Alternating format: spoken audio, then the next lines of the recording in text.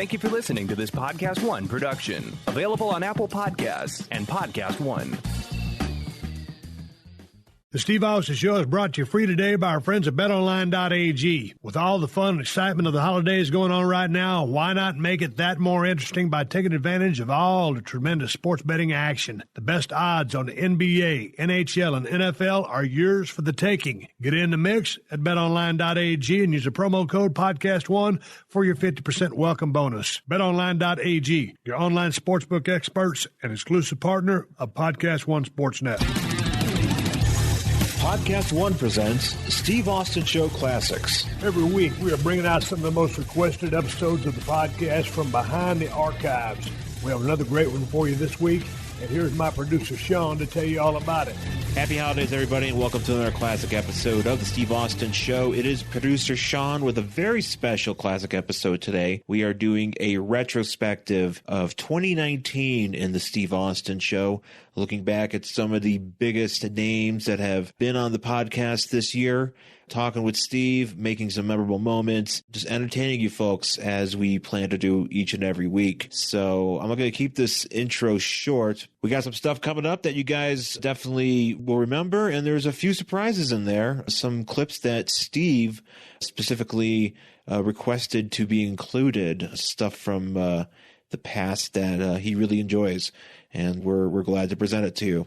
So let's get into the final This Day in Steve Austin history, today being December 26th. We start off in WCW 1991 in Dallas, Texas, where WCW TV champion Stunning Steve Austin fought Scott Steiner to a draw. Then we go to 1992 in St. Petersburg, Florida for WCW. It's Stunning Steve Austin defeating Eric Watts. Then in 1996 in Chicago, Illinois for the WWF, Vader and Stone Cold Steve Austin defeated Bret Hart and Shawn Michaels. The match ended when Steve pinned Bret with a roll-up after Vader threw Shawn into Bret, and that prompted a brawl between the Heartbreak Kid and the Hitman after the match. And then we stick around in Chicago 1 year later for the WWF. In 1997, it's Stone Cold Steve Austin and Dude Love defeating WWF Intercontinental Champion Rocky Maivia and D'Lo Brown, substituting for Farouk in a Falls Count Anywhere match. Just prior to the match, Farouk took himself out of the match and put D'Lo in his place because he did not want to face the Rattlesnake. Or maybe he was just trying to give Rocky a hard time. Who knows? I get my information from the historyofwwe.com and profightdb.com. I want to thank those sites both for providing the information for this segment over the year, and you guys should definitely be checking them out. I'll be back intermittently during this episode to maybe give a few stories and some insight into these episode clips that we're presenting. And just once again, can't thank you guys enough for supporting the podcast. And I also want to thank all of our sponsors over the past 12 months for keeping this show free to you twice a week, coming to you without fail. That's really important to us, and we thank all of you sponsors for making that happen. All right, we're starting off this 2019 retrospective with a classic clip that Steve specifically requested. You guys are going to love it. We'll come right back with the best of the Steve Austin Show 2019. It's Christmas week, and that means it's the final week of the NFL regular season. The sports action this time of year is off the charts with playoff implications all over the place. And don't forget about the Christmas Day NBA matchups along with all the college football bowl games. Check out what's happening in the NFL. We've got the Bears versus the Vikings, the Titans facing the Texans, the Steelers up against the Ravens, and the Packers taking on the Lions. Visit our good friends and exclusive partners at PodcastOne, BetOnline.ag to take advantage of the best bonuses in the business. Sign up today for a free account at BetOnline.ag and use the promo code PodcastOne. Again, that's BetOnline.ag, your online sportsbook experts and exclusive partners of PodcastOne Sportsnet.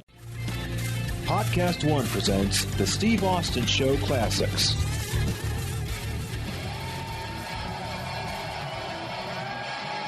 And brother, here we are in Rosemount Horizon in Chicago, Illinois.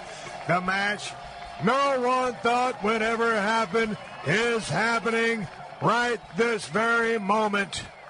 Coming to the ring from Manzanillo, Mexico, weighing in at 1.5 milligrams, Mr. Fly. Mr. Fly has made it ringside. I wonder if we might get a few words with you. Mr. Fly, what kind of match are you looking for out of Mr. Steve Austin? All I know is that when Steve Austin steps through those ropes, he stepped through those ropes for the last time. I am sick and tired of the human race picking on me and my kind. Steve Austin represents the worst of the human race in the worst way possible. All of the qualities that he embodies suck ass. He is a zero. He is a nobody. He has accomplished nothing, and he will never accomplish anything even after this match, because I will destroy him. It is not only my goal to defeat him, but to crush him as a human being, as a man, and wash away any memory that any other human beings have of this stupid piece of trash. I will destroy Austin. Strong words from Mr. Fly.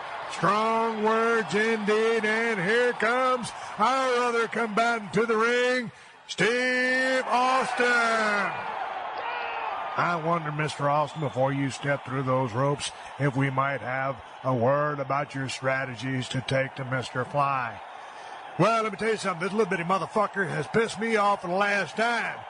I sat there, tried to mind my own fucking business, fucked around. They started bothering me in the lobby. Then I went to my room, and the Fly landed on my microphone. I tried to interview the little motherfucker, and this son of a bitch starts talking shit to me. I ain't never caused a bunch of harm to these son of bitches. Have I killed my share of them? You damn right I have. But I ain't really got a big axe to grind about a Fly. So the fact that this little motherfucker's so pissed off at me from back in the caveman days when motherfuckers are sorting them with fucking clubs is a whole goddamn another ball game. But you ain't gonna walk into my place. I offer you a goddamn shot of tequila, and you gonna shit all over me. So this motherfucker gonna get what he got coming to him, and that's all I got to say about that. And with both men in the ring, well, one man and a Fly in the ring, the referee starts the match. And the Fly and Austin Pace in the ring. Austin, seemingly the stronger of the two, certainly. The Fly, much quicker, much more agile. How will this story unfold? And they lock up.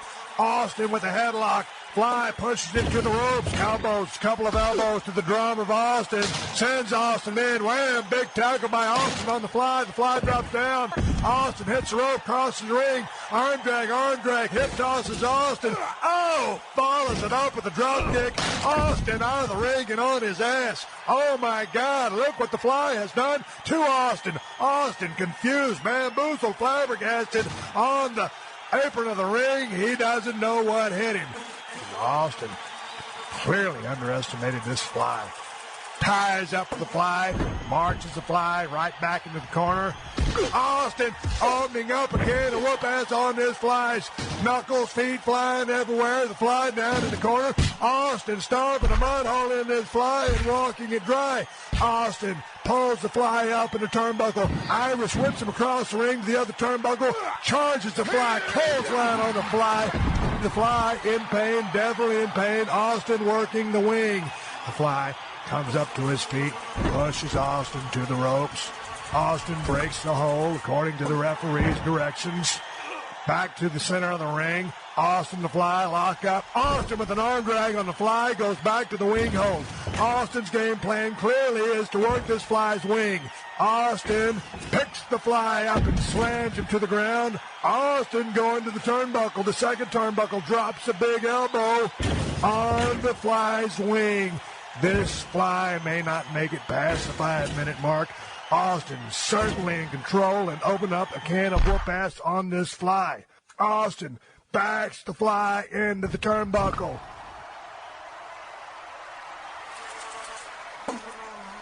The Fly sticks his head from underneath the ropes. Referee stops the attack of Austin, separating the two. The Fly comes out, spins the referee around. Oh, reverse mule kick to the jimmies of Austin. The Fly has cheated a low one. That one certainly down around Saskatoon, and Austin is down. Here comes the Fly. Shakes off the wing. The wing has definitely been damaged by Austin. Fly starts to work the neck of Austin. Maybe this is a strategy to go to the weak link of Austin. He's working the neck. He's got him in a modified cravat. Austin trying to come out. Austin with a couple of elbows hits the rope. Oh, big elbow by the Fly. And Austin goes down with a thud. The Fly jumps up to the top turnbuckle. Jumps off on the back of the neck of Steve Austin. Austin writhing in pain. This Fly snapmares Austin. He grabs him in a rear chin lock, the dreaded rear chin lock that so many use as a rest hold, but the rest hold is not in play here. This is a working hold employed by the Fly, and he's got a surmountable amount of pressure on the neck of Austin. Austin trying everything that he can do to come out of this, comes to his feet. Clearly, the crowd behind this young Steve Austin, this fiery young meat baby face from Victoria, Texas. And he gives a couple of elbows to the ribs of the Fly. A couple of more elbows to the ribs of the Fly. Takes off, hits the ropes, ducks a clothesline of the Fly, ducks an elbow. Oh! The Fly has Austin and the Iron Claw. Austin and the Claw, Fly in control. Here, what we have here, folks, Austin is in trouble. This Fly has Austin in the dreaded Claw, made famous by Baron Von Raschke and the Von Erich family from Texas. What's going on here, folks? What's going on? Austin bleeding from the temples. Somehow, some way, Austin has been busted open by this Fly. Is it the pressure? What happened to Austin's head? The Fly in control. Austin losing blood, losing consciousness. It looks like it could be all over for Austin. This crowd is going crazy. Referee moves in to check the arms of Austin. Picks up the arm.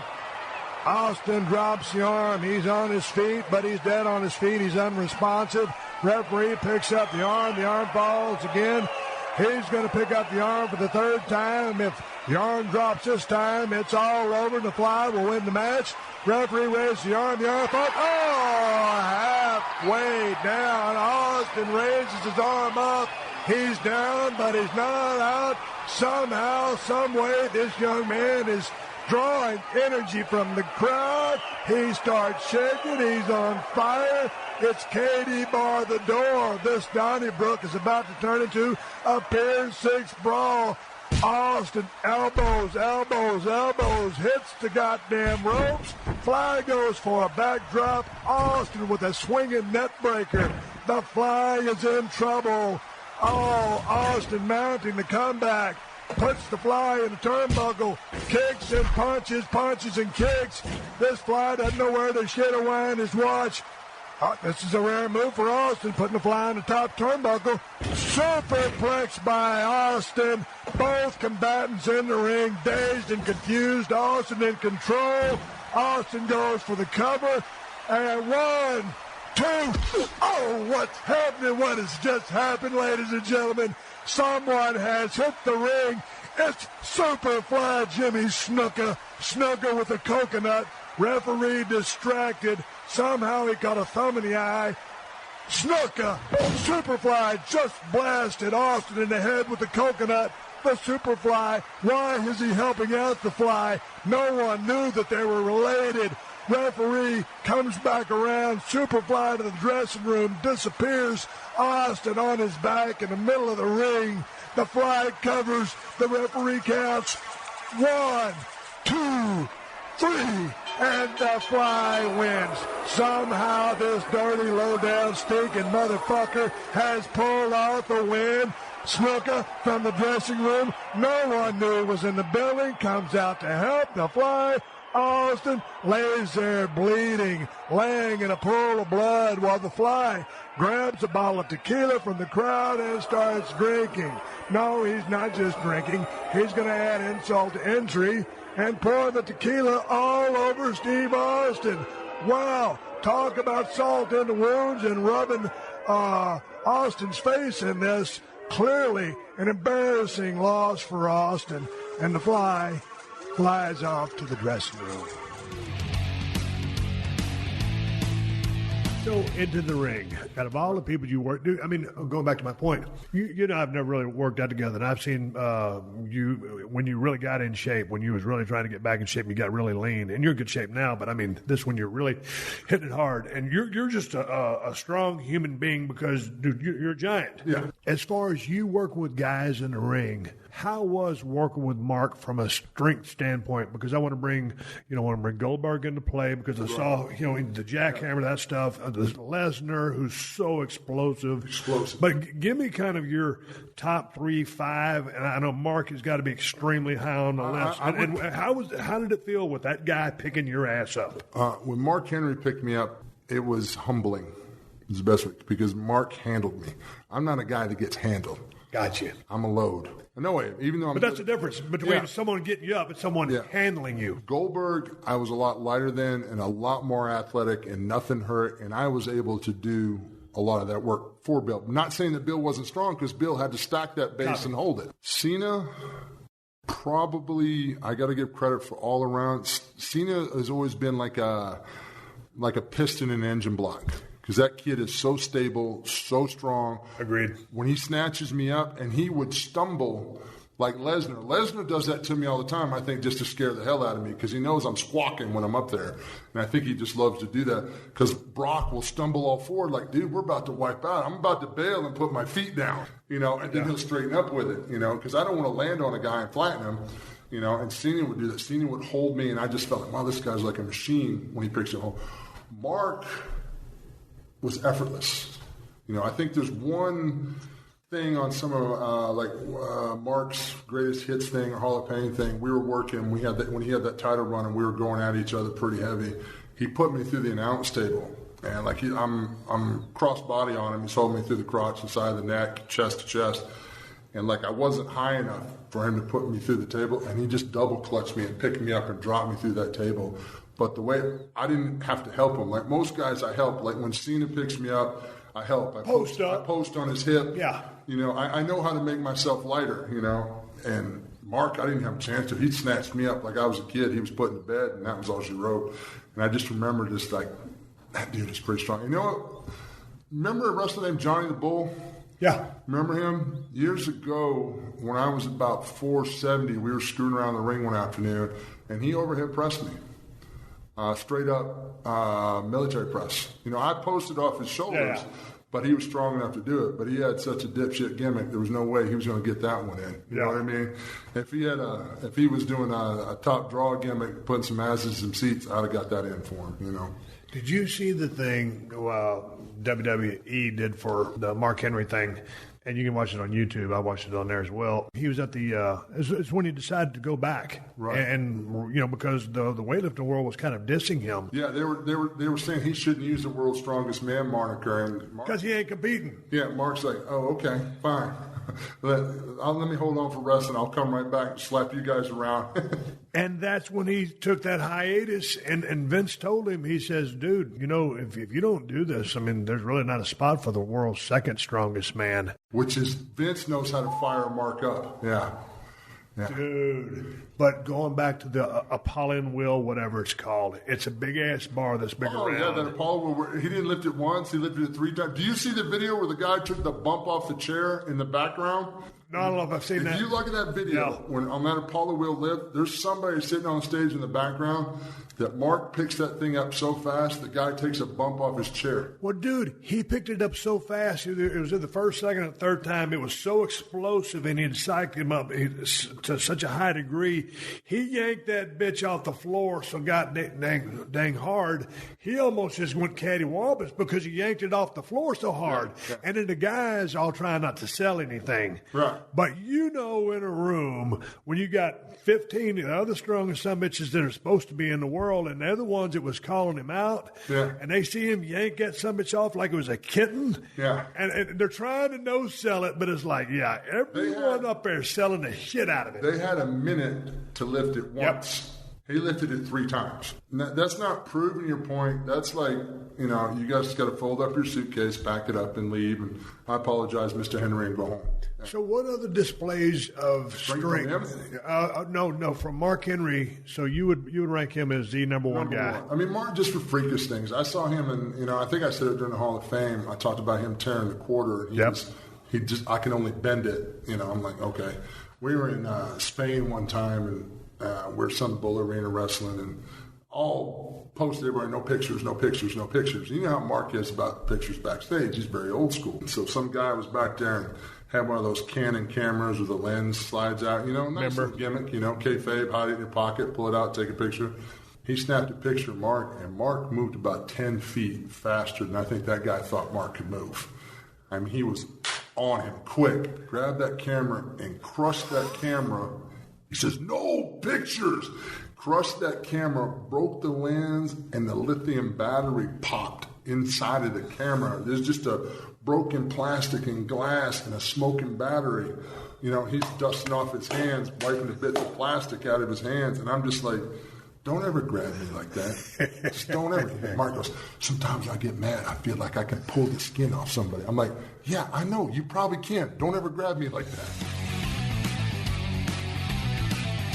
There you have it. The Big Show on the Steve Austin Show. Original air date of that episode was September 10th, 2019, episode number 611. The Big Show was able to tape with Steve in person. Normally he talks with the Big Show over the phone. Big Show was in the mean streets of LA for Netflix. He was taping his Netflix sitcom that I don't know if there's a date for that yet. Probably, as I just haven't looked it up, but it's on its way. Great episode though, and some good stuff there about Big Show and the strong guys that he's worked with in the ring. Mark Henry gets a lot of love there. All right, this next episode is episode number 605, The Immortal Hulk Hogan.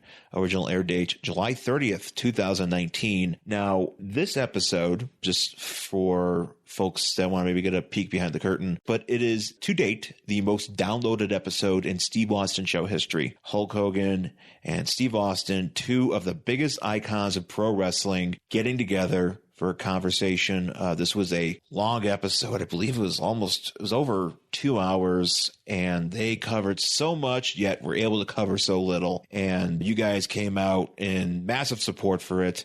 A lot of good feedback. And this one was recorded in Florida as Steve was there for the Raw reunion, I believe in Tampa. So he had a chance to go directly to Hulk's house and tape with him there, where Hulk served him truly spiked seltzers. I'm a White Claw man. Maybe one of these days, Steve will have to drink a White Claw with me. But yeah, this was an episode that almost wasn't. Steve recorded this episode and he contacted me immediately, shortly after it, realizing that the setting on his Zoom 6 that he uses was set up for recording multiple tracks and not just one mono track, is usually what he sends me. So he ended up recording 2 tracks, one that recorded him and the other that recorded Hulk. If you're just listening to one track, you're going to hear one person speaking louder than the other because the other person's speaking into the other track. And Steve, he switched the settings to do some other project, and he didn't get a chance to change it back. So turns out it was fine. The beauty of that is that I could fix each track individually and put those together and then upload it as to one, which is how you heard the podcast. And you guys were none the wiser because nothing can go wrong up here when it comes to podcasting. But let's get to the clip. This clip specifically refers to Hulk Hogan's relationship to the Ultimate Warrior. Talk about WrestleMania 6 and their main event. Lots of inside stuff here that I think you guys are going to dig. So here's Hulk Hogan on the Steve Austin Show. Ultimate Warrior came in. All of a sudden, he starts coming in and getting hot. I used to go down to the Sportatorium in Dallas, Texas. I was playing football at North Texas State University. He was coming in Dingo Warrior. And he'd already been to Blade Run with Sting down in Tennessee. I said, hey, man, this guy's probably going somewhere, mechanically in the ring, and Zach Wilde from Black Label Society, that's his favorite wrestler. Yeah. And, against guys, as far as reading crowds or workers, I think probably you would agree with me on this, or I've heard you say it, you can disagree. To me, the greatest professional wrestler that ever lived was Nature Boy Ric Flair. For me? Yeah. I call him my champion. And when I talk to him on the phone a couple times a week, I said, how's the greatest wrestler that ever lived doing today? That's Okay, how so I feel we're about on the same him. page, right? Yes, sir, brother. Okay. Yes, sir. So, and you're probably the biggest draw of all He time. had the gimmick, and he worked the Stone Cold, the Hulk Hogan gimmick. He had the Ric Flair gimmick, but he fucking wrestled like Jack Briscoe and Harley Race, and he was believable. And he could put everybody over, and he didn't need to win because he would roll out of the ring bleeding with a belt, you know, and he'd just stumble off into oblivion. He knew how to do it all. He could do it all. Absolutely. But back to the Warrior. So, you know, I knew he was going to be a star. Yeah. He comes into WWF, of course, Vince's body guy, and, you know, for obvious reasons. And Warrior looked great on TV, very charismatic, and, you know, he had his thing, and it caught on. So you guys go to work. It was WrestleMania 6. That match comes together. A couple times he gets a little lost during the match. And, man, I'm watching you, man, and you are just such a ring general in that match. You're grabbing him up. He kicks out. You're on him like glue. He wanted to go home then. Yes. That's what that rear chin knock on. Yep, and you were going to put the time in. Oh, yeah. Because I'm watching all your matches from those first 7 and to the rest of your career. You always put the time in to build and tell a story. The one with you and Mach from the Mega Powers, you put the time in. There's Elizabeth, neutral corner. All of a sudden, she gets taken to the back, you know, from helping him, helping you. But you always incorporate all these different things. Here's Warrior. You're talking him through this match. How was that? I mean, because you kept him, and he's no longer with us. And I called Jim on a personal basis every now and then, and I'd call him Warrior because that's what his name was. So I'm not going to speak out of turn of him because I was a big fan. And I remember one time at my first WrestleMania there, at WrestleMania 12, I was wrestling Savio Vega. But Warrior was always cool to me and treated me with respect when I was just a nobody. So, and I've always been a fan of his. So you're working with the man. How was it, or how chaotic or frenetic was it? Because he was all about the hype and, you know, the high energy stuff. You're a thinking guy, and you know the adrenaline, and you're working the crowd better than anybody in the history of the business. How was it being in there with the man and keeping him on an even keel to get through that match? And then I want to talk about the finish, because a real genius kick out at 3 1/4. Talk about the man first. Well, first off, you know, I got to back up just a little bit. You know, I had the red and yellow. I had the big tan. You know, I had the whatever, the Hollywood, not Hollywood, the California, whatever it was, whatever the Venice Beach thing was. I'm not from Venice Beach. I'm from Clearwater. But anyway, the California, land of opportunity, the tan, the blonde hair, or whatever I had left of it. And I had my gimmick going. So visually, I had a little bit different gimmick than anybody else, because I was always tan and stuff, because I'm dark anyway without being in the sun. But all of a sudden, the Ultimate Warrior shows up. He's got the red and yellow and the blue and the purple on, but he's got neon colors on. And I've got a big set of arms, and I got one big ab, and he's got a 12-pack. And all of a sudden, I'm sitting in the room, and I'm watching Vince look at him and look at me. Well, actually, really not look at me anymore, but looking at him. And Vince is calculating the dollar signs. So to go back there, I could see visually he was, to Vince, looked like a better package to draw money than me, because I'd been around for a while. But also maybe a fresh horse. Yes. Because you had been around. Yes, a fresh horse. But when we were going to do the WrestleMania thing, we did the build-up pretty darn good.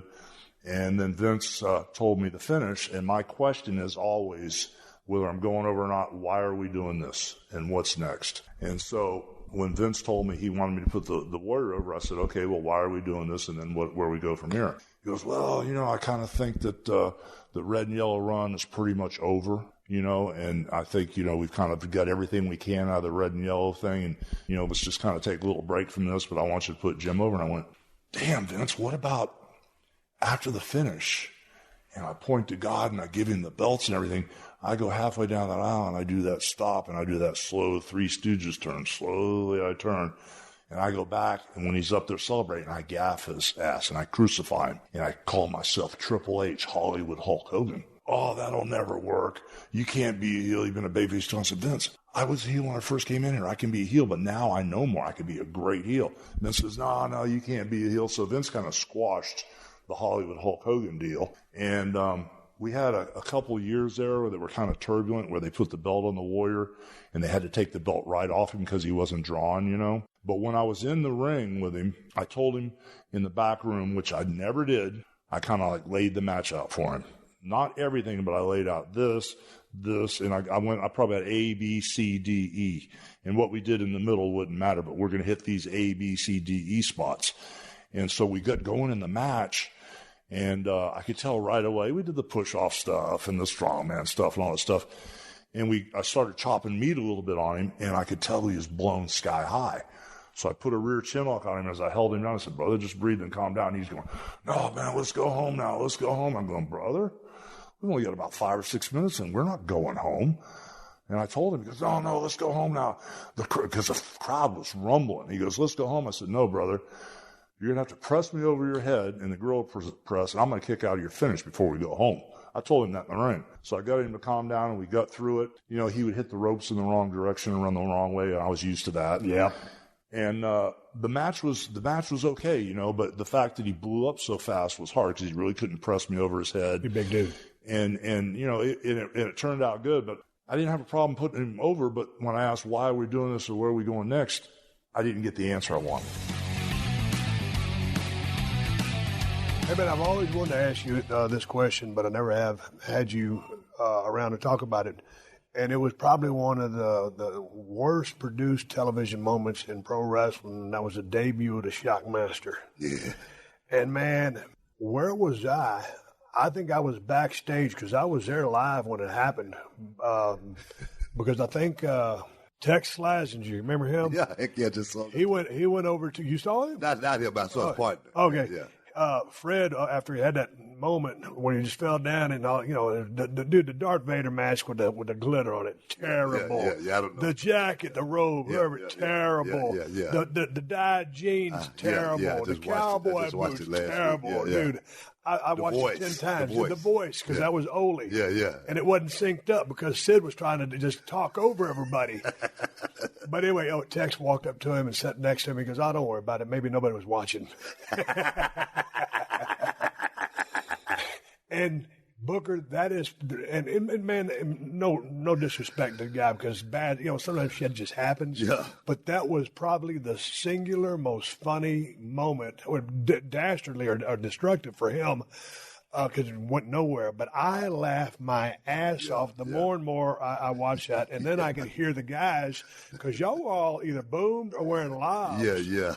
So anyway, Sid's trying to yell over the top of everybody. Then finally, Davey Boy starts yelling because he knows he's got to introduce him, and he's trying to throw the sting. Sid's trying to jump back in. You and your brother just being cool. I was froze. Yeah. So then all of a sudden the shit goes down, the pyro goes off, and then you can hear, Davey Boy with that Manchester accent. He fell flat on his ass. He fell flat on his fucking ass. And, oh, man, you can hear you guys mumbling back here like, what were you thinking when that went down to try to maintain your composure? I remember seeing his voice going, "I told you." That he did. Oh, God, I told you. I told you. You're right. That's what I remember, boy. Country-ass accent. It's crazy, man, because... You know, me and my brother, you know how we got, I don't know if you know how we got in WCW or not, but Sid was the reason we got in WCW. You know, he brought us in, he called us down in Dallas, said he was going to get us in. And next thing you know, we in Atlanta, we were living at Sid's apartment as well at that time. And Sid was, you know, he looked out for us. And then, you know, for us to be in a match of that magnitude, first and foremost, my brother and I, we were like two flies on the wall. I mean, we really were, because we get ready to do, you know, pay-per-view in Houston, in the main event, our first time, you know, we're like, wow, it can't get any better than this. And when that happened, I remember rehearsing it, though, and I think I could be wrong. That's why I got to take a little bit of the heat off of Fred. I could be wrong, but when we rehearsed that thing, which we ran through like a small rehearsal. The wall was very, very shaky. It was moving like back and forth. So they said, we got to put a little reinforcement on it. So they put a 2x4 going all the way across the bottom of it and didn't tell Fred about it. Yeah. And the pyro went off and Fred had that mask on and he bust through it and bloop, bloop, bloop, bloop, bloop. There he went. And, of course, for me, like I say, I was young. Happy to be where I was, but I felt so bad for him, man. Oh, I felt terrible for him. When the hood came off and started rolling, glitter was flying off of it, and then he tried to regroup and he tried to find his way out of that. And from that point, it was downhill. Every time I see him now, I don't even mention it. I don't even mention Shockmaster, but he seems to make fun out of it now because every he do cuz and he had a mask there with him, but it had to be a bad night, man. I feel bad for the guy, but it was when I watched it back over and over and over again. But you go, who would think of something like that? First of all, that's what you got to think about with WCW back then. They would try anything, and when you first started this, I thought you was going to talk about my brother and I first debut, because it was just as, What happened on your debut? It was an infamous moment. With my brother and I, I don't know how they thought this was going to work on television in the 90s. But our first character was, we would call the Chain Gang. Two brothers that just got out of jail. and was working for, Colonel Rob Parker. Rob Parker had paid the warden off to get us out. And we came in and on TBS and it was like, what the hell's going on here? The executives went crazy. We have the match and we walk back to this dressing room and Ole Anderson, they want to see you in Ole Anderson's office. So he goes to Ole Anderson's office, and he goes, I should send you back to Texas. We're like, wait a minute. This wasn't our idea. This is your idea. What are you talking about? He goes, but you guys got talent, but can you draw money? What? Put us in a freaking gimmick not like two prisoners. We can make some money. So thank God that they didn't have social media back then, or that tape would be running around forevermore. My brother and I are coming in as the Chain Gang, two prisoners. Do you remember back in the day when we was in WCW, and tell me if this is different for you, but I remember we'd go out there for TV matches. A lot of times we work in Center Stage, Anderson, South Carolina, Dothan, Alabama, the little towns. Yeah. But the way it was back in, and even going back to, we're here at the Raw Reunion. We paved the way for these guys, the guys that paved the way for us. But, man, we used to go to Memphis for TV, or they're at WCW, and they'd say, hey, man, you got, let's say, 12 minutes. And then the referee might give you this is the way I wasn't smart enough. They give you the Iggy like with a 1 minute go home. So none of my matches had a bunch of false finishes just because it was like, it was customary, or I don't want to say it was standard protocol, but that's how I learned it. Was basically a 30-second or 1 minute cue to go home. Yeah. Did you ever have the wherewithal, or did you give them a heads up, or were you? I wasn't bright enough to think of, hey man, by the time I start my comeback and do these false finishes, because we didn't plan things out that far in advance, so I was always going home on about a 1 minute go home. Yeah. Did you build in extra time for yourself? Nah, man. You know what I'm talking about? Yeah, though? This changed. That's one thing that I always, for me, I think because of movies, I never played sports or anything like that. Coming up before I got into wrestling, I love music and I love movies, and music always has a chorus, and then it has a certain point, and then it has this crescendo. Movies start the same way, then it gets hot, and then they had a car chase and whatnot, and then it goes to the finish. And I always thought about matches like that, so it's all based on timing. Going around town to all the different shops and stores to get your office supplies situated can be a real drag this holiday season. Wouldn't it be a Christmas miracle to be able to get all your office supplies from one place? Our guys at Zorro.com are here to make your spirits bright by having all of your office supplies in one easy-to-access location. Zorro.com, spelled Z-O-R-O, is where you'll find everything you need for businesses of any size and almost any industry. Electrical, plumbing, contracting, manufacturing.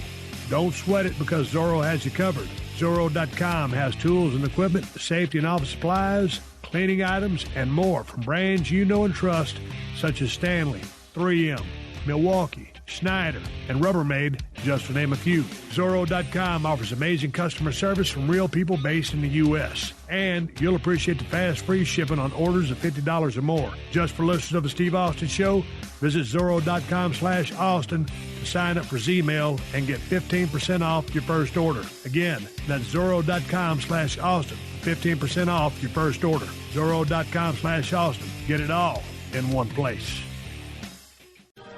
Pro wrestling fans, listen up. WWE Hall of Famer and one of the greatest to ever step between the ropes, Jerry the King Lawler. And I don't think we'd have it any other way. Join the King and his co-host, Sean Reedy, as they get together to reflect on Jerry's legendary career, from Memphis to the WWE to just about everywhere else. Let me ask you one question.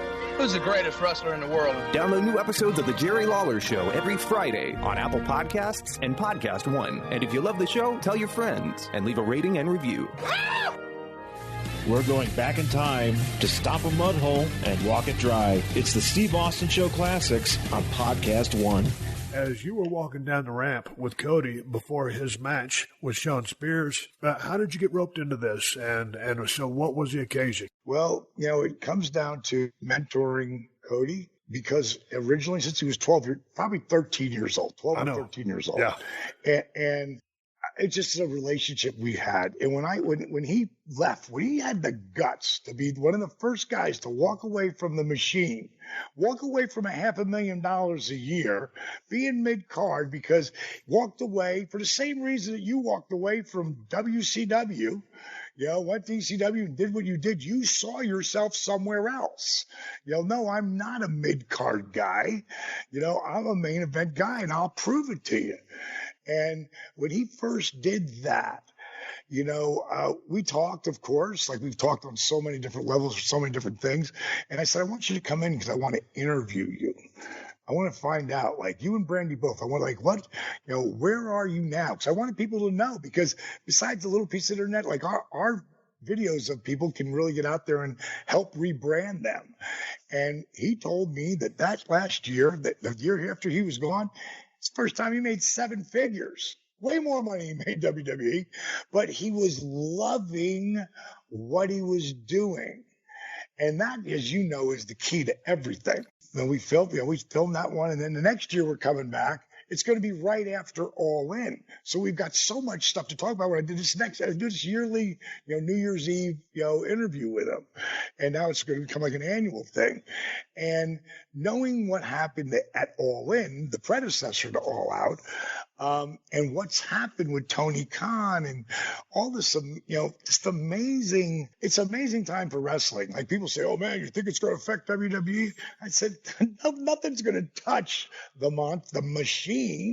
I mean, the WWE is its own entity. It's like a different universe, literally, their own universe. Do I think it'll make them better? I think they'll pay more attention to, because now there's somebody out there who has, like, if you look at Impact, you look at ROH, you look at the other leagues that are out there, which actually are, have viewers, for AEW to come out of nowhere and sell out 3 houses immediately and have great buy rates on pay-per-view, like, it's unprecedented. So you don't really know. But I said right in the beginning of this, as soon as this shit happened, like, I'm a WWE guy. I love the company. They weren't the greatest to be coming in, but they had a point to prove because of WCW, and they're going to beat it down. But they certainly came through for me strong at the end. From Hunter calling me and, and putting me in the Hall of Fame, and Vince being there. To me, I have a great relationship with the WWE, and I wanted to keep it. I wanted to continue working with them. But if Cody's going to ask me to do something, I don't charge. There's all those other guys who are on contract. I will not take money from Cody Rhodes. Just won't. I make plenty of money. I'm there to help him where he needs it. I will mentor him like I have for 20 plus years. I will help him wherever he needs it. All he has to do is ask. He asked me to be, at All In. And on the same day, he said, do you think you got a diamond cutter in you? I said, for you, I do. So didn't do anything the next show. Carried Brandy out, which will tell you the God's honest truth, because my knees, and I hadn't done the stem cell thing yet, and picking her up, putting her on my shoulder, and I didn't practice it, and she was light as a feather, but you know how you get in your head if you haven't done something yet? I'm going to walk all the way back, all that distance for her on my shoulders. Great spot, a lot of fun. It was perfect, but it was in my head a little bit. I was like, God, I hope my knees hold me up. But this last one was just doing the Star Trek walkout. That was super easy. Just, be a part of what they're doing. I didn't get invited to the WWE's Big Raw that went on. I was like, okay, I guess I'm banished again. But if they called me to do something, I do it, because the company was been very good to me, but my heart is with my nephew, and if he needs something, I'm going to be there to do it for him. You know the way I am, bro. Scott Hall says my addictions helping people, and he's probably fucking right, But how does it feel to mentor the son of the guy who mentored you? And obviously, you got to take that near and dear to your heart and take it very seriously. I do. I do. Did I ever tell you, and I think I might have told you something, I won't repeat myself, but did I ever tell you he's going to be a wrestler story? Cody? Yeah. Yeah, the state champ and all that. Right. Yeah. Right. Well, when you have a kid who says, I'm going to be state champion, he's a sophomore, he says he's going to be a state champion, not that year, but the next year, and then he goes 48-0, you kind of go like, wow, that kid gets it. And then he comes back the next year and loses that match, in the middle, after 12 matches or whatever. And then for people who don't know the story, I'll just tell you that part. I call him up and say, hey, man, how you doing? Because, I hadn't talked to him, and he just lost that first match in 2 years. And he said, Dallas, I fucking lost. And I said, thank God. And he was like, what? Like, why would you say that? Like, he's a 17-year-old kid, 18-year-old kid at the time. I think he's 17. He's like, why would you say that? I said, Code, you think you learn anything from winning? Bro, you learn from failing, from falling down, making mistakes. I said, the key is, what did you learn? And we talked about that. I said, hey, you know what the really funny thing is here, Cody? That kid thinks he beat you. He doesn't know he got to do it again. He thinks he can beat you. That's the stake for him. And the bottom line, he met that kid in the finals of the state championship. There's 5 seats for ringside for family. I don't know if it was grandpa or whoever. Cody got him out of the seat and brought me down there to be with Dusty and Michelle. And so to be there with that family on that, I was family. When Dusty died, Cody Michelle called me first. I remember exactly where I was. And Cody would call me probably a couple days after that. And he said, Cody would so often call Dusty. He would call him Dusty. He said, when Dusty was dying, he said, I got 5 friends, Cody. And, he goes, 5. He goes, some people have come on and off the list. But Dallas never did. He's always been on that list. And that was like, I'd heard it from Dream, a dozen times. But for Cody to say it right after he died, that was super strong. So on that note, who do you think I'm going to help? You got to tell me a couple of Harley race stories, because I've told my chiropractic stories when Harley was trying to fix my neck. And I thought he was going to damn near paralyze me. But when Harley started working on you, you just couldn't say no. I know he was probably very influential in your career, but Harley was, 7 years older than you, give or take? So 7 years older, yep. So he's a half generation ahead of you. Actually, 6. Okay, 6. He was 76.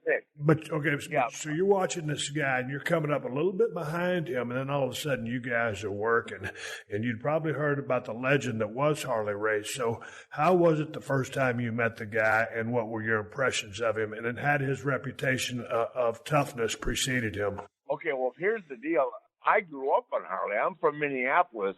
And long before, I think Harley was going back and forth, but Harley actually worked for Vern back in the 60s. I'm in high school, and I, get a call from my friends, and everybody knew I liked wrestling growing up. I watched it religiously, and then I got sent away to private school where I couldn't see it.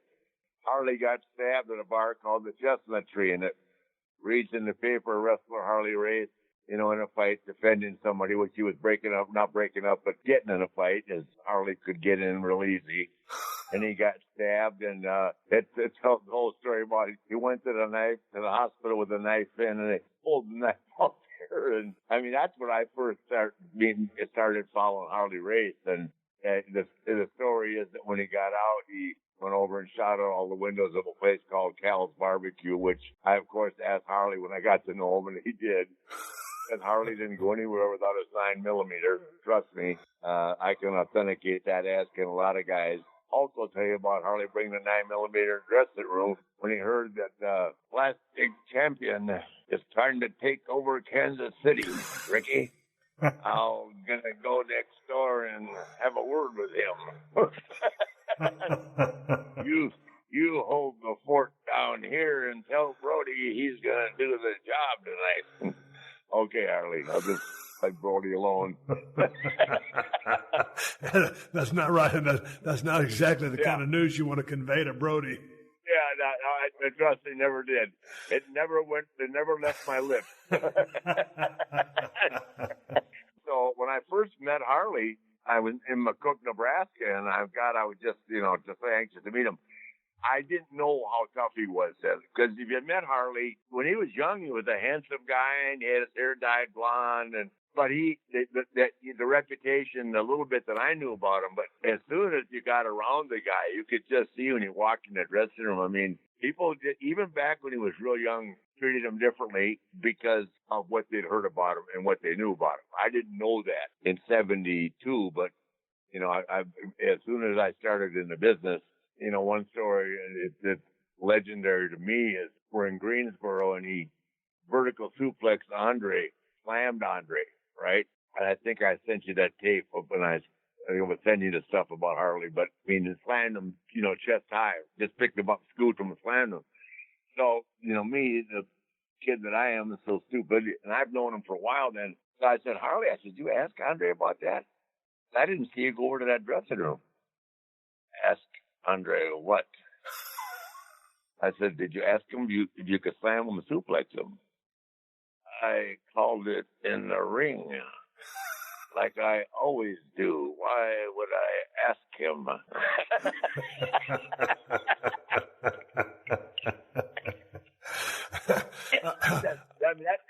That's just how he says it to you. Why would I ask him? Andre didn't.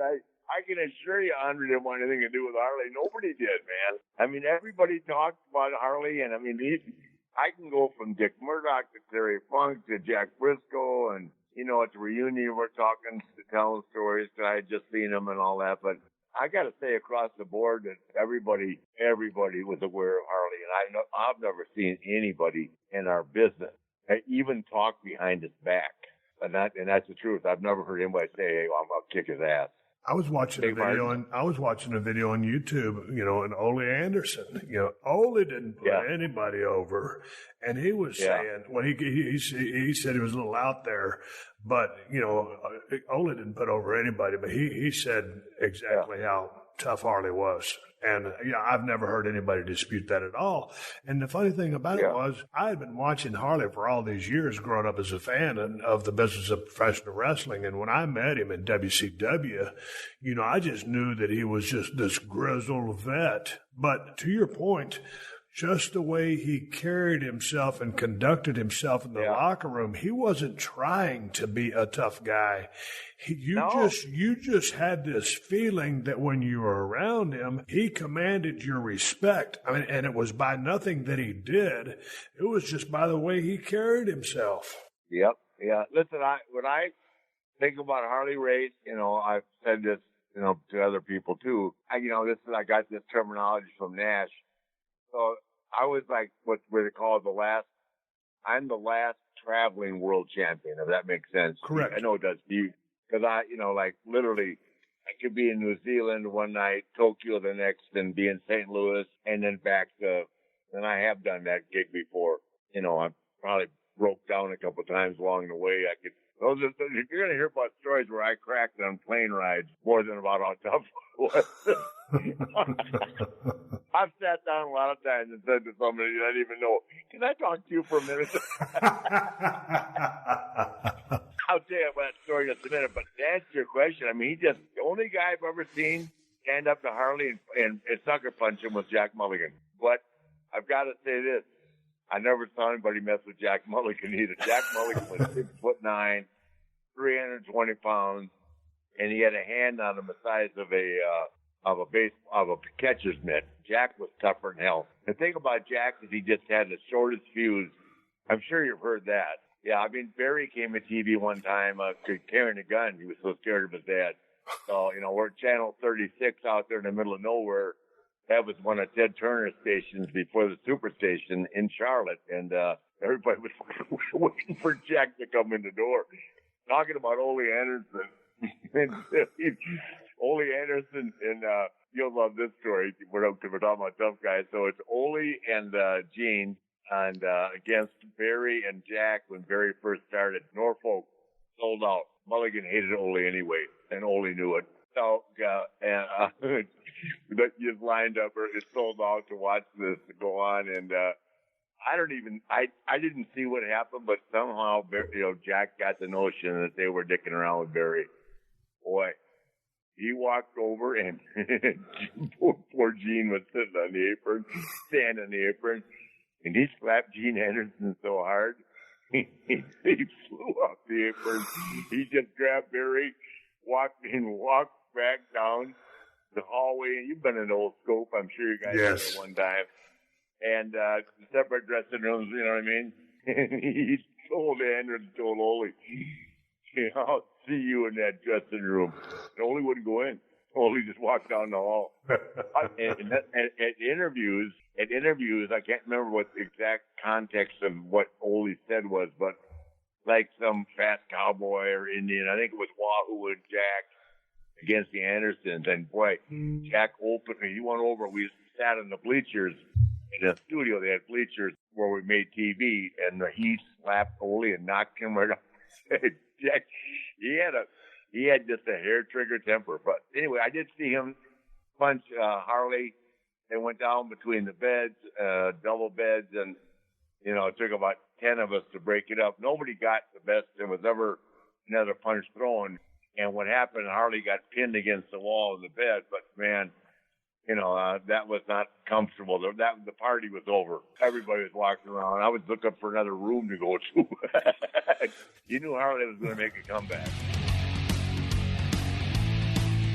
The dirtiest player in the game, Nature Boy, Ric Flair on the Steve Austin Show, episode number 608. Original air date, August 20th, 2019. Rick told this story that you just heard about Harley Race, and that one, to me, that story, Harley Race unfortunately left us this year, but the legendary Harley Race has so much reverence in the wrestling business that there are just tons of stories recounting his toughness and resolve, and I just love hearing Harley Race stories, and Rick did not disappoint in honoring the man. So it's also great to hear Rick out there doing his thing. He had a rough go a couple of years ago, but he is back in full force, and he got to join Steve this year on the podcast.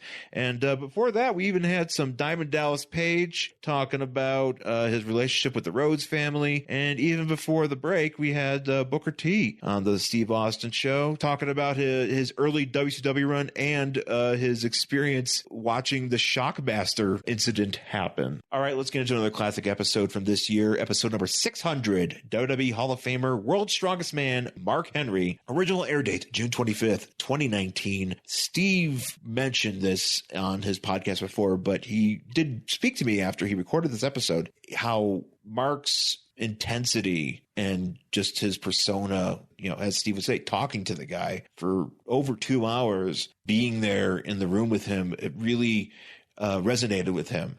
And I know Steve is very proud of this episode. I mean, he's proud of all his episodes, but this one was something very special for him. And of course, Mark Henry, WWE Hall of Famer, just a tremendous athlete and a tremendous WWE superstar, and he has so much to share. And it was great for Steve and Mark to get together and record this on site too. Normally Steve might talk with somebody over the phone or whatever, but being able to do so in person and have that connection in person really meant a lot to this interview.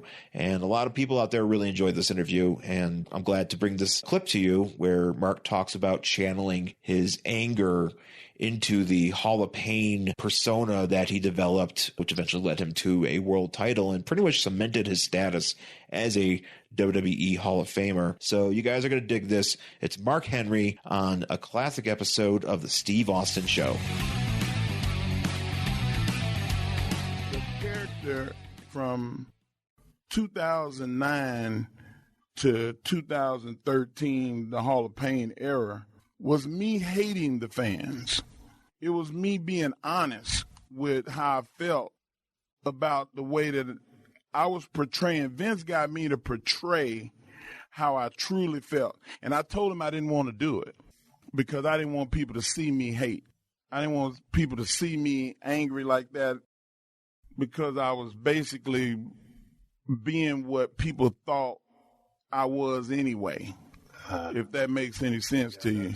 Because, I'm a 6'4", 330-pound black dude, and I walk down the street and women change their purse to the other side. They move to the other side of the street like I'm going to eat somebody. Yeah. I'm a human being, and I didn't want to perpetuate a negative. I wanted to try to transcend the negative, and I realized that Vince was right, that I needed to scare everybody. And he played a practical joke on me to prove the point, to make me angry.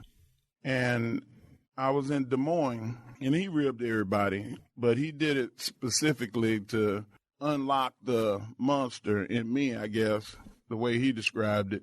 I had a match against Sin Cara, and I'm out there first. The music plays, no Sin Cara. They play the music again. No Sin Cara. I look at the referee, Scott Armstrong, and I said, man, what's going on? I think he retaping his knee or something. I don't know. He's like, Mark, I just don't know. Then somebody else's music plays. Then they play Rey Mysterio music. Then they play Vader. It's Vader. Vader has been retired from wrestling for like 6 years, 8 years at this point. And now I'm angry. I realize I'm being ribbed. And I say, you know what? The rib is on y'all. I'm not going nowhere. I get the microphone and I start talking about how I hate everybody. This you? Shoot. You bring me out here and embarrass me in front of all these people. It's a dark match. And I was like, you know what? It's funny. Y'all probably back there laughing, ha-ha. I said, let's see if you laugh when I get back there. And now I'm coming out of the ring and I go to Gorilla. It's ghost town. Damn. It ain't nobody back there.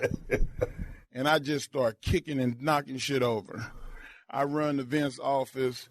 He gone. He in the limo. He on the way to the airfield. And I called him and I cussed his ass out. And I said, you wait till I see you. You're going to have to see me eventually. And I'm angry to the point to where I didn't care. I called my wife. I said, I'm done. No more for me.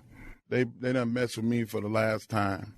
Vince called me in the next week, and he was like, Big Mark, you coming to work? And I was like, no, I'm not coming to work. I was like, you didn't answer me last week when I called you. He's like, I just wanted you to calm down. I was like, Vince, you hurt my feelings. I was like, nobody's allowed to hurt my feelings. Nobody, not you, not nobody. And he said, well, that wasn't my intention. I wasn't trying to hurt your feelings. I was trying to make you mad. I was trying to kick you in the ass. And I was like, I don't understand that. I was like, you have to explain different to me. He said, I want you to come to Baltimore. Come to, I missed TV. I didn't go to Raw. So I flew to Baltimore for SmackDown.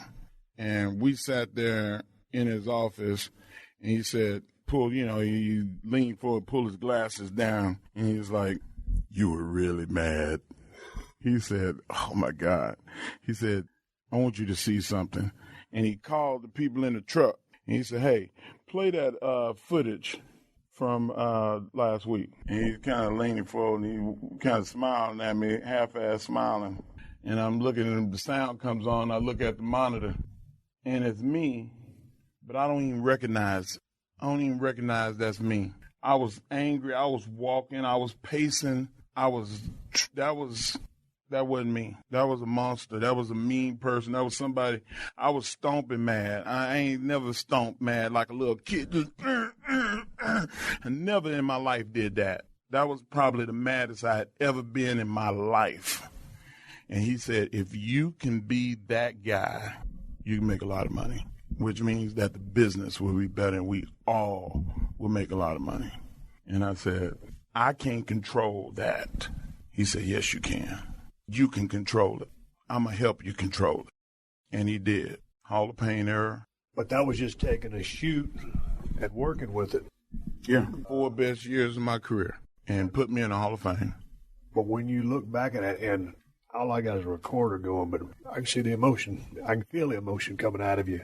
But that was taken. I get what he was trying to do when he showed you the footage. But when you look back at that and you're like, yeah, he ribbed you or he made you mad. But when you saw it, it's taking a shoot, but trying to work it. Yeah. And riding really a fine line of a little of both, because I believed everything I did out there. But I did at that point, and I had to control it. Right. Which was the biggest part of me not thinking I could. And I didn't want to perpetuate that. And then with the understanding of when I looked at that and what you just told me, it's that was the intensity that he needed out of you. Yeah. But that's what coaches do. Yes. That's what coaches do. Yeah. They push your buttons, they get you to respond, and they win championships. I guarantee you that there are guys that have been coached by Belichick and Popovich, Pat Riley, and the list of great coaches that you hear about. They didn't always do it kindly. Right. Because it probably was different. Some people you pat on the back, say, look, I need you to do this right there. And you might get it out of them. But for me, it took for me to be angry and to see what that felt like again. It'd been a long time since I felt like hate and anger.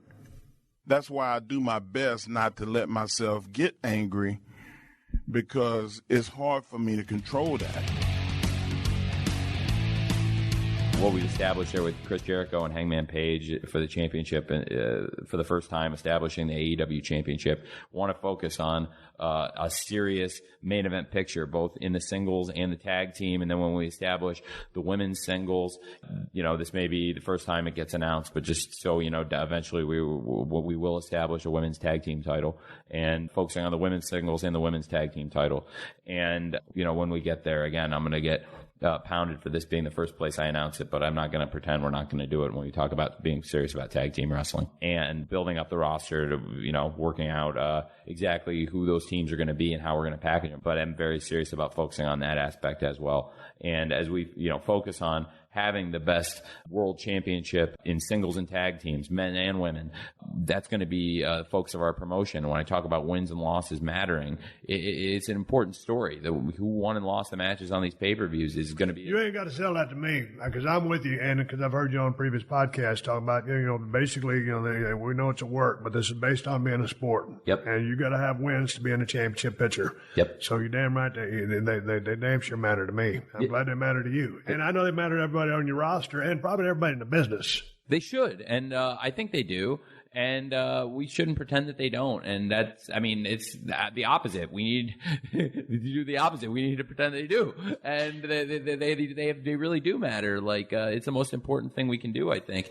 In establishing a promotion is establish that the championship is what everybody's trying to attain. And how do you attain the championship? You do it by winning matches. You do it by going on a run of form and establishing, a streak, by winning a big match, by going out there and having a title eliminator, like a Chris Jericho versus a Kenny Omega, where the winner is going to go out and fight an open battle royal winner, and that's how we get to it. I'm really excited about what we're going to do going forward with that stuff, because I just think, look, like, these guys are going to have time to get their personalities across, but they're also going to have time to have great matches. I want people to tune into our show knowing, like, looking forward all day to great matches. And it's not like people aren't getting that now. There's, you can go on TV and go online and there's tons of great wrestling right now, but it's not all as readily available as it used to be. And there's not as many people watching it, because when you were on top, Steve, there were over 10 million people watching wrestling on a Monday, and now there's 2 million people watching wrestling on a Monday. And across a week, there were just a lot more people watching wrestling than there are now. There were, by difference of millions. The fact is, we need to get back to where not only is the wrestling great, not only are we doing hot shows like you guys were doing, but also we're getting the commercial success. We're getting huge advertising money in, and we're a juggernaut in terms of television and media. And, Well, where did the 8 million people go? I think a lot of them, are, I think the vast majority of them are still interested to some extent in wrestling, and I think they could still be convinced by a great wrestling show to tune in. And if you look at the statistics, I think we certainly tapped into some of them, because I believe a lot of the people, if you look at the numbers that ordered this pay-per-view, were not the people that had been ordering other wrestling shows recently. So that we did, in terms of what I call the lapsed fan in a lot of these interviews, we have seemingly resurrected a lot of these lapsed fans. And I think as we go back to TNT, which is a channel that has a history of showing huge, big wrestling shows and some of the greatest live primetime wrestling television ever done, I think that, like, commercially we can be successful just as we were critically acclaimed. When you ask, like, where did the people go? To me, like, I think they're still there, and I think most of them still have TNT in their available package. I mean, some of the people may have cut the cord, but not all of them did, and most of them, I don't think, did not, for that matter. And of the ones who have cut the cord, our stuff is still, we still have a ways to disseminate stuff to them, and we're still showing great content domestically on Bleacher Report Live, and internationally, ITV's been working with Fight in England, and Fight's been distributing our stuff outside. In the rest of Europe too, and they've been great. So there's ways to get our product if you aren't a person who has TNT in their home, but there's definitely millions of people that used to watch wrestling that still get TNT and are interested. I know they're interested. It'll be interesting to see if you guys can grow the numbers. Yeah. Here's one for you, and I don't know if you can announce these details or not. Anyway, talking about your TV deal, it's going to be live once a week on TNT, starting in the fall. Will this be in different locations, or will it be in like a studio location in one place, or will it be United States? We're going to get out, and we're going to travel across the United States, and we're going to travel outside of the United States eventually too, but I'm initially focused on traveling inside of the United States and doing the kind of wrestling show nobody's done in a long time, if ever. Nope, probably never before. Are you guys interested in being in the house business? House show? Are you guys interested in being in the house business? I'm not saying. Or is that a good place to lose money? I mean, because it's not my core business focus, and I've kind of made it part of the business plan is that I don't want to put too much mileage on the top performers by having them perform on shows where it's not going to generate as much revenue, where it doesn't make as much business sense to put the mileage on your guys. And I also don't want to put out an inferior house show product that isn't the top people. So if you do see us do house shows, they are going to be top shows with the top people, which means that we're not going to be doing 5 or 6 a week of them. So when we get into weekly TV, I'd like to get in a good rhythm of where we're doing, let's say, between 100 and 120 shows a year. And that doesn't mean busy, man. It's pretty busy, but it doesn't mean every performer is going to be on every show. But it means that you're going to get a combination of our top performers and every night. And I have a big enough roster where we won't have to use every wrestler on every show to deliver a top roster for that show. So I'm not going to have an off season. People have talked about wrestling off season. There can't be a wrestling off season. If you're a real wrestling fan, you don't want to take any week off, whether it's the middle of the summer and the hottest day of the year and you want to go inside and watch wrestling, or it's Christmas and, or Thanksgiving and you're with your family and you've been together all day and, you're going to try and sneak in wrestling on the family TV. Wrestling season is 24/7, 365. And I totally agree with that. And I rather than have an off season, I believe like we can extend the life of the performers by not doing too many events, which is why I'll never have people on the road 5-6 nights a week ever. It just doesn't make sense, let alone rarely will we have people on the road 4 nights a week for us. And if, I'm going to give people the chance to still do things they care about, whether it's work some international dates or even some indie dates if it means a lot to them, because we have the availability in the schedule. And if it's something they want to do with their time, it's good. But what it also allows is stuff that hasn't really happened before, where you can have like a main event star like Dr. Britt Baker, a top women's wrestler who's literally a doctor, a practicing doctor, and has that career going on while she's on top. That's Tony Khan, the founder and president of All Elite Wrestling, on the Steve Austin Show. This was the episode number 599. Original air date June 18th, 2019. This was the episode that Steve came roaring back with after a 6-month absence. Him and Tony talking about All Elite Wrestling, talking about the Double or Nothing event that just happened prior to this conversation, and lots of insight into the mind of the president of All Elite Wrestling. As most of you that probably listen to this know, All Elite Wrestling, just around the time of this interview, was about just under 4 months away from debuting on TNT with AEW Dynamite. So it's interesting to hear this clip in regards to kind of how everything has played out since then. All right, we're finally going to wrap this up. I'm going to shut up and get out of here and let you guys enjoy your holidays and enjoy this final clip on this 2019 retrospective of the Steve Austin Show. Just want to thank you guys personally for listening to the show. I'm a big wrestling fan, like a lot of you folks out there that listen to this, so it is an honor and a pleasure for me to bring these classic episodes to you and just have you guys be entertained on your Thursdays. So please enjoy your holidays and celebrate responsibly and have a happy and safe new year. We're going to end this with a episode that Steve specifically requested, episode number 569, Maxwell Jacob Friedman. Of course, Maxwell Jacob Friedman, also known as MJF, one of the lead villains on All Elite Wrestling, probably one of the best guys on the mic right now too, just a great young presence. And this episode has one of the wildest endings of any podcast, not just the Steve Austin Show, but any podcast I've ever heard. And I've listened to a lot of podcasts. This one takes the cake. You guys may already know what it's about, but if you've never heard it, you guys are in for a treat. Thanks for listening, folks. Thank you for supporting the Steve Austin Show, and we'll see you guys in 2020. Question to you, with as much of a character as you are, and I love your work, could you fit in a New Japan style? I think so. I think New Japan right now could use a guy like me. I feel like I'd be different, and I feel like different makes money. Unique makes money. If everybody is wrestling, acting, cutting promos the same exact style, no one's standing out. Not to say that that's the case. I mean, New Japan has by far one of the best locker rooms.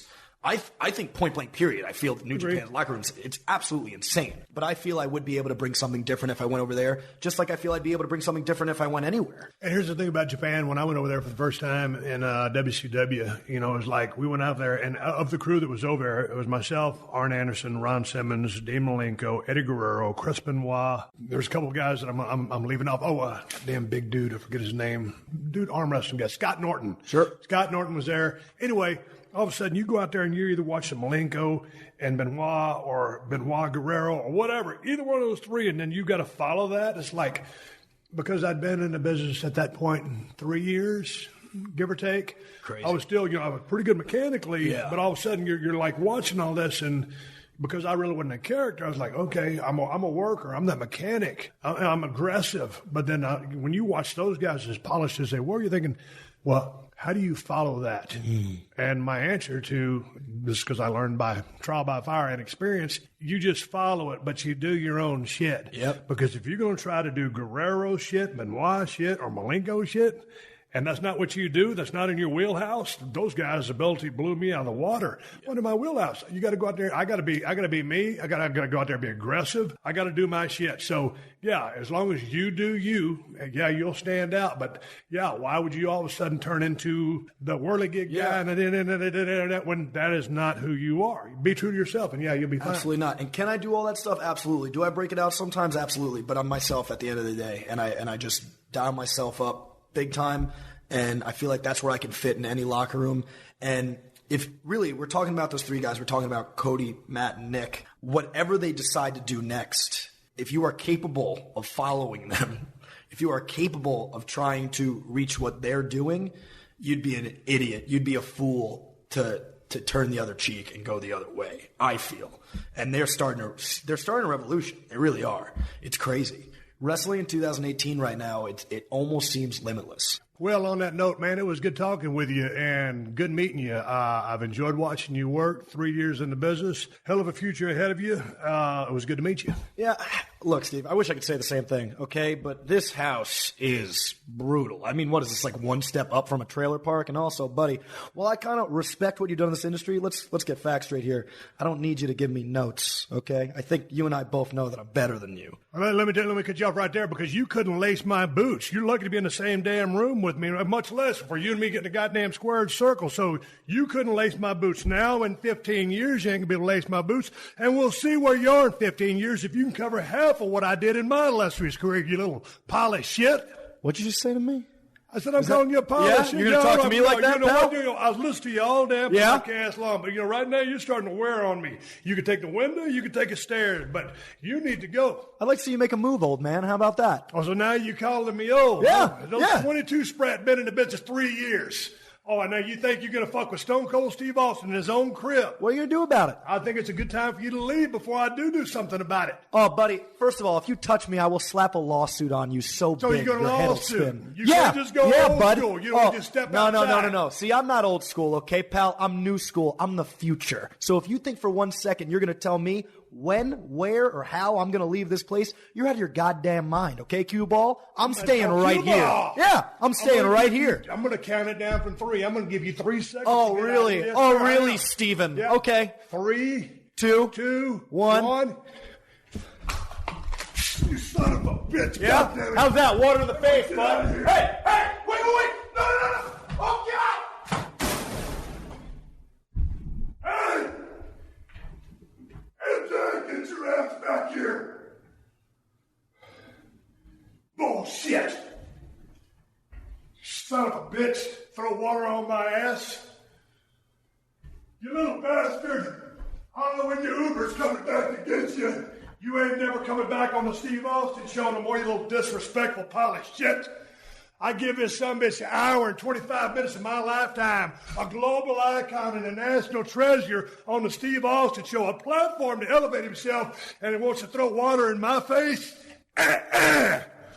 Motherfucker, you sorry son of a bitch. I should have never had your ass over here. I'm out. All right, let's give big ups to Geico for being a loyal sponsor of the Steve Austin Show. Go to geico.com, and in 15 minutes, you can be saving 15% or more on car insurance. That's right. Save hundreds of dollars on car insurance at geico.com. Extra money in your pocket? It may just be the most rewarding thing you do today. All right, everybody, give me the go home cue. It's time to wrap up this podcast and ride off in the sunset. Don't forget to rate and review the Steve Austin Show on Apple Podcasts. Tell your friends to check us out. If you want to reach me here on the podcast, send an email to questions@steveaustinshow.com. Hey, man, I'm really proud of the success Broken Skull IPA has had over the past several years. El Segundo Brewing Company, I'm happy to be in business with you. We're out on the East Coast now. New York, New Jersey, Massachusetts. We're now in Oregon. We're coming to about 6 or 8 more states in 2020. Texas, we are headed your way. Be patient. I can't wait to get this beer in my home state. ElSegundoBrewing.com is the website. Check out the interactive map to find out where you can find Broken Skull IPA, the best IPA in America, and that's the bottom line. King of Attitude and Broken Skull Ranch apparel at ProWrestlingTees.com/Steve Austin. Stocking stuffers, great present, cold steel, Broken Skull knife, or the working man knife at my Amazon store. Amazon.com/shop/Steve Austin. And I want to say one more thank you to all the fine sponsors of the Steve Austin Show, especially Geico, Roman, Zorro.com, and BetOnline.ag. That's how I'm able to do this podcast for you free twice a week. I also want to take a moment as we wrap up 2019 to say thank you to all the sponsors I've had this past year for keeping the Steve Austin Show free and in your earbuds every week without fail. You guys are awesome. Please support our sponsors because they support us. If you need more info, check out the show description to this episode for details. If you see me in the woods, you can damn well bet I'll be riding a Kawasaki. Until next time, my name is Steve Austin. Have a great holiday, and I'll catch your ass down the road. Thank you for joining us for another classic episode of The Steve Austin Show. Please leave a rating and review on Apple Podcasts and tell your friends. For more Steve Austin Show, go to PodcastOne.com. That's PodcastOne.com.